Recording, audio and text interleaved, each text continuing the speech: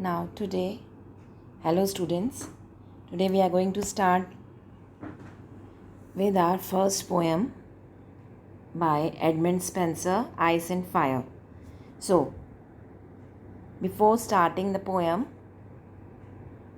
I would like you to give a brief summary of the sonnet. Ice and Fire is a sonnet from Spenser's The Amorati. एमोरेटी नाम का एक collection Edmund Spenser ने लिखा है और basically अगर हम रोमांटिक महाकाव्य में देखें तो एडमंड स्पेंसर को बेसिकली उनकी द फेयरी क्वीन के रूप में के लेखक के रूप में जाना जाता है। और उनकी ये जो सोनेट की सीरीज़ है जिसका टाइटल है एमोरेटी, और उस एमोरेटी के अंदर से ही इस पोएम को लिया गया है, इस सोनेट को लिया गया है, आइस एंड फायर।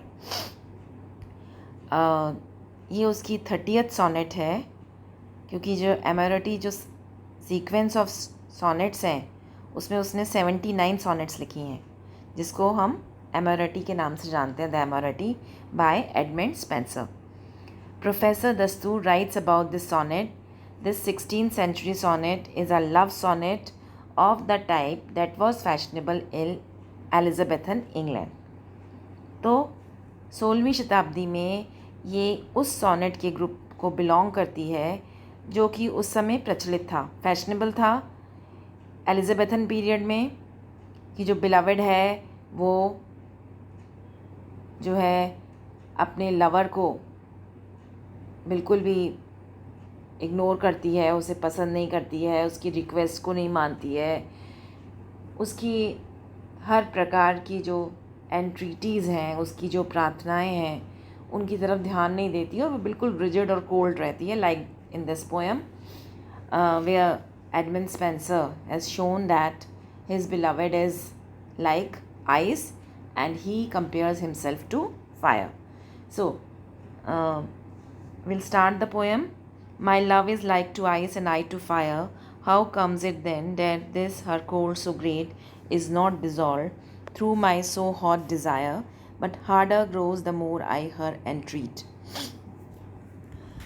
जैसा कि मैंने आपको कल बताया था कि इस पोएम में बहुत सारे रिटोरिकल क्वेश्चंस भी पुट अप किए हैं स्पेंसर ने। रिटोरिकल क्वेश्चंस का मतलब वो होता है, ये ऐसे क्वेश्चंस होते हैं जिनका जवाब देने की ज़रूरत नहीं होती है हमें, बिकॉज़ जब हम किसी चीज़ को बताते हैं तो उसी में उसका आंसर छिपा रहता है। रिटोरिकल, रेटोरिक्स से ये रेटोरिकल वर्ड लिया है। रेटोरिक का मतलब होता है the way of speaking, the way of expressing one self, है ना। हमारा बात करने का तरीका, अपनी बात को सामने रखने का तरीका, हम इस तरह से अपनी बात रखते हैं कि सामने वाला समझ जाता है कि हम क्या कहना चाह रहे हैं, लाइक दैट। तो यहाँ पर ये जो फर्स्ट 4 लाइन्स हैं, आपको पता होना चाहिए कि जो 4 लाइन्स इंग्लिश लिटरेचर में जब हम पोएम में 4 लाइन्स को यूज़ करते हैं तो उसे हम क्या कहते हैं, क्वाट्रेन। ठीक है, 4 लाइन्स की जो पोएम होती है उसे हम क्वाट्रेन कहते हैं। तो यही जो स्टार्टिंग की जो पोएम की जो फर्स्ट 4 लाइन्स हैं या क्वाट्रेन है, इसमें जो स्पीकर है, स्पीकर से मतलब पोएट से है, कवि से है, who is known to be Spenser himself, है ना। स्पीकर कौन है, कौन ये बता रहा है कि कौन इस कंपैरिजन को बता रहा है कि उसकी बिलवेड किस तरह से बिहेव कर रही है, ये कैसे उसकी एंट्रीटीज़, उसकी प्रार्थनाओं पर ध्यान नहीं दे रही है, उसके लव को स्वीकार नहीं कर रही है, लाइक दैट। तो ये स्टेटमेंट के साथ उसने शुरू किया है, although it is numbered as Amoretti 30th, क्योंकि मैंने जैसा आपको पहले ही कहा था कि ये उसकी 30th सोनेट है। एमोरेटी का जो सीक्वेंस है 79 सोनेट्स का, उसमें से ये 30th सोनेट है, जिसमें ये फ्रेज़ यूज़ किया गया है, my love is like to ice and I to fire. इसीलिए ट्रेडिशनली इसी टाइटल को रिपीट किया जा रहा है, जबकि टाइटल बाद में चेंज हो गया था, क्योंकि हमारे पास जो पोएम पढ़ने के लिए है उसका टाइटल जो है वो है आइस एंड फायर। लेकिन बेसिकली उसने जो राइटर ने जो फ्रेज़ यूज़ किया था इस पोएम को लिखते हुए, इस सोनेट को लिखते वक्त, उसके दिमाग में जो फ्रेज़ थी, है ना, वो क्या थी? My love is like to ice, कि मेरे लव का कंपैरिजन, लाइक जहाँ वर्ड यूज़ हुआ है that is simile is used, है ना, कंपैरिजन किया जा रहा है। तो माई लव मीन्स मेरी जो बिलवड है वो किसके समान है? आइस, बर्फ़ के समान। एंड आई टू फायर, और मैं स्वयं कैसा हूँ? वो कैसा है? बिल्कुल fire, full of zeal, enthusiasm, उसके अंदर बहुत सारा पैशन भरा हुआ है ना, उत्साह भरा हुआ है, प्रेम की जो लपटें हैं वो निकल रही हैं लाइक दैट। तो वो इसलिए वो अपने आप को कंपैरिजन किससे कर रहा है? फायर से, आग से कर रहा है अपने आप को compare. In this line the speaker is saying that his love is comparable to ice. In contrast he states that he is the same as fire, है ना। बिलवड को कंपेयर कर रहा है आइस से, अपने आप को कंपेयर कर रहा है फायर से। क्योंकि रीडर के सामने कोई डिटेल्स नहीं रखी गई हैं कि वो किस बारे में बात कर रहा है और क्यों कर रहा है, क्योंकि यहाँ उसने हमें कोई बैकग्राउंड नॉलेज नहीं दी है, कोई हमें बैकग्राउंड का नहीं बताया है। Why he has written this poem हमें क्लियर नहीं है। जस्ट हम इमेजिन कर रहे हैं कि इंग्लैंड में जिस तरह की सॉनेट्स लिखने का फैशन था, उन्हीं सॉनेट्स के टाइप की ये एक सॉनेट है। दैट्स वाई हम इसको लव सॉनेट की कैटेगरी में रख रहे हैं। और क्योंकि यहाँ पर बिलवड और लवर की बात हो रही है, तो in the next 3 lines Spencer poses the first of his question regarding how the love he shares with his future wife is possible. To the fact that they are so completely opposite, he continues the analogy he began in the first line. Analogy is the comparison. जो first line में उसने comparison किया है ना, my love is like to ice and I to fire, तो वही analogy, वही comparison है ना, जो आपस में जो दोनों के लिए जो उसने शब्दों का इस्तेमाल किया है, शब्दों का चयन किया है, किस प्रकार से वो अपने आप दोनों का कंपैरिजन कर रहा है कि दोनों में बहुत अंतर है। मैं तो आग के समान हूँ और वो बर्फ़ के समान है। The speaker now ask how his lover's cold so great is not dissolved through his so hot desire.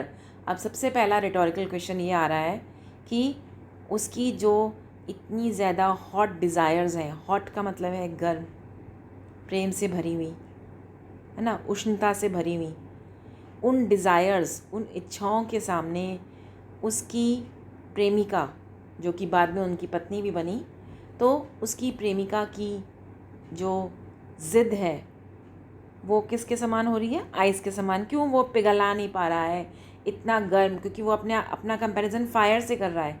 तो कितना कॉन्ट्राडिक्टरी है ना, एक पैराडॉक्स है कि फायर और आइस बिल्कुल पास पास हैं, बट क्या होना चाहिए कि फायर के क्लोज आने से आइस को मेल्ट हो जाना चाहिए, लेकिन यहाँ उल्टा हो रहा है। बल्कि जितना ज़्यादा वो उसे प्रार्थना कर रहा है, जितना ज़्यादा वो उसके करीब आ रहा है, वो आइस जो है उसकी बढ़ती जा रही है, वो डिज़ोल्व नहीं हो रही, वो पिघल नहीं रही है। This strange rearrangement of words makes the line sound more dramatic than they would otherwise. It also forces the phrases to conform to Spencer's chosen pattern of iambic pentameter. iambic pentameter का use किया है इन्होंने इन poem में। iambic pentameter को जब हम metre को पढ़ेंगे तो उसमें हम देखेंगे the love they share does not dissolve away like fire melting ice but instead harder grows. तो जब हम love they share does not dissolve away, है ना, दोनों के बीच में जो प्रेम है वो किसी प्रकार से पिघलता नहीं है, डिज़ोल्व नहीं हो रहा है। डिज़ोल्व का मतलब होता है ख़त्म हो जाना, नहीं, डिज़ोल्व नहीं हो रहा है, क्योंकि ice melting, fire melting ice but instead harder grows. जो नेचुरल फिनोमिना है वो क्या होना चाहिए कि जब फायर और आइस क्लोज हैं तो आइस शुड मेल्ट, है ना, आइस को डिज़ोल्व हो जाना चाहिए, पर ऐसा नहीं हो रहा है, बल्कि क्या हो रहा है? हार्डर ग्रोज, यानी वो जो आइस है, वो जो बर्फ़ है, वो और कठोर हो रही है और ज़्यादा जम रही है। With greater time spend along side one another their love only improves. The speaker is continually baffled by this fact. Although these lines are posed as a question, it is rhetorical. It doesn't expect the reader to have an answer. यहाँ answer देने की ज़रूरत नहीं है, rhetorical question है, because क्योंकि उसे लगता है कि जो बिलवड है उसका व्यवहार उसके प्रति बिल्कुल अजीब है, और जो नेचुरल फिनोमिना है, नेचर का जो फिनोमिना है, जो प्रकृति का जो नियम है उस नियम को भी यहाँ पर वो नियम भी बदल गया है। और how comes it that my exceeding heat is not allayed by her hard frozen cold but that I burn much more in boiling sweat and feel my flames augmented manifold. अब जो next क्वार्टरिन है, next 4 lines हैं इस poem की, उसके अंदर speaker जो है वो अपना कंपैरिजन एज यूजुअल फायर से और अपने बिलवेड का कंपैरिजन आइस से कर रहा है, और यही कंपैरिजन कंटिन्यू है ना। और वो जो प्रीवियस क्वेश्चन उसने अरेज किया था, क्या अरेज किया था कि जो लवर है उसकी कोल्डनेस के बावजूद उनका जो लव है वो डिस्ट्रॉय नहीं हुआ है, उसमें कहीं कोई कमी नहीं आई है ना।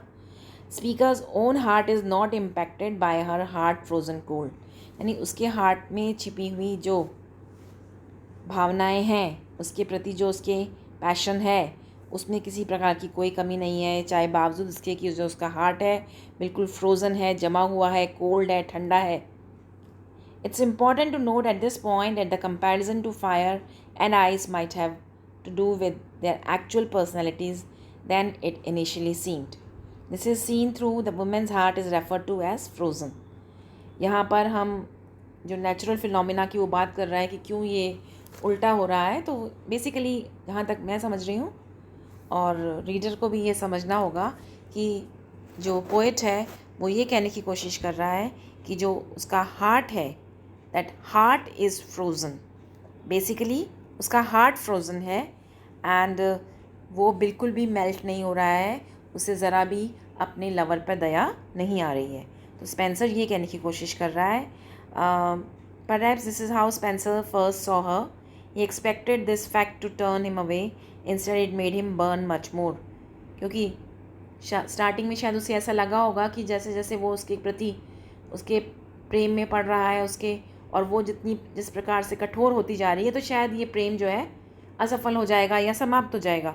लेकिन ऐसा कुछ नहीं होता है, बल्कि ऐसा लगता है कि स्पेंसर का जो लव है उसकी वाइफ के लिए वो बढ़ता चला जाता है। It seems to be uncontainable as if it is being consistently fanned, यानी ऐसा लग रहा है कि बजाय उसके कि वो ख़त्म हो जाए, उसके जो अंदर की फीलिंग्स हैं उनको फैंड मतलब जैसे हम हवा देकर उस आग को भड़काने का काम कर रही है। उसकी जो कोल्ड फीलिंग्स हैं वो उसे और ज़्यादा उत्तेजित कर रही है, उसके प्रति और ज़्यादा आकर्षित कर रही है। The final line brings the section around two the actual question, कि यहाँ पर वो एक्चुअल क्वेश्चन आता है कि कैसे ये संभव है कि उसका जो कोल्डनेस है, उसकी जो ठंडक है, या उसका जो ठंडा व्यवहार है, उसकी जो कठोरता है, वो उसकी फ्लेम्स को मैनी फोल्ड ऑगमेंटेड का मतलब है वो कई गुना बढ़ रही है। जैसे किसी ने उसको आग को कोई हवा दे रहा है और वो आग की जो लपटें हैं वो ज़ोर ज़ोर से भड़क रही हैं, ऐसा हो रहा है। तो they are manifold. What more miraculous thing may be told that fire which all things melts should harden ice, and ice which is congealed with senseless cold should kindle fire by wonderful device. Again question mark. इससे ज़्यादा miraculous चीज़ आपको क्या बताई जा सकती है? वो कहता है कि इससे ज़्यादा आश्चर्यजनक कोई चीज़ नहीं बताई जा सकती। और आश्चर्यजनक चीज़ क्या है कि जो फायर सभी प्रकार की चीज़ों को मेल्ट करने का काम करती है, शुड हार्डन आइस।